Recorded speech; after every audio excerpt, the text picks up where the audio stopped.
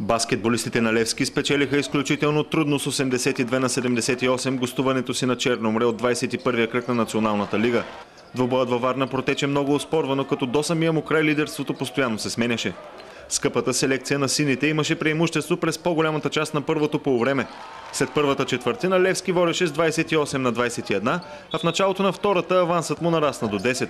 Малко преди почивката варненци изравниха при 37-37, а тройка на Аран Харпър направи сините лидери след 20 минути игра. В началото на третата четвърт варненци, които бяха без водещия си реализатор в последните мачове Тихомир Желев, успяха да обърнат резултата и дори поведоха с 54-48. Левски бързо стопи пасива си и до края на двубоя лидерството постоянно се сменяше с между 1 и 4 точки.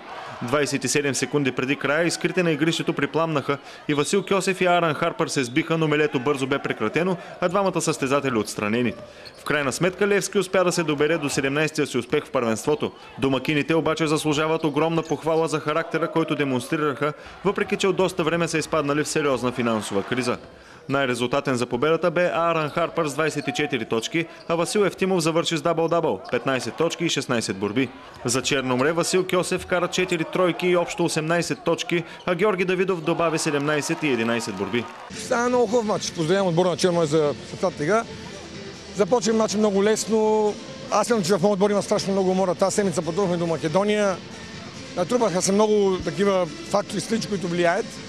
Но се радвам, че накрая опита и грешките на младостта на Варна се оказаха в наша полза. Сами сме си виновни. Направихме две глупости накрая, особено 35-6 секунди преди края, когато владехме борба, 2 точки за нас. Не ни трябва тогава изобщо бърза атака. И трябваше да се спести топката, да играем дълго нападение, те бяха в бонус. Ние направихме глупост, получихме тройка и загубихме матч. Морала в нашия отбор е значително на по-високо ниво, отколкото финансовите невъзможности. Момчетата играят, стараят се. Като се има предвид, че и Сашо е в Гърция, като се има предвид, че Тихомир Желев, втория ни реализатор, до сега също не играе поради контузия. За сега продължават разговорите. Доброто е, че никой не казва не, а лошото е, че никой не минава към подписване на договора. Водиме разговори, преговаряме, да се надяваме, че ще се решат нещата.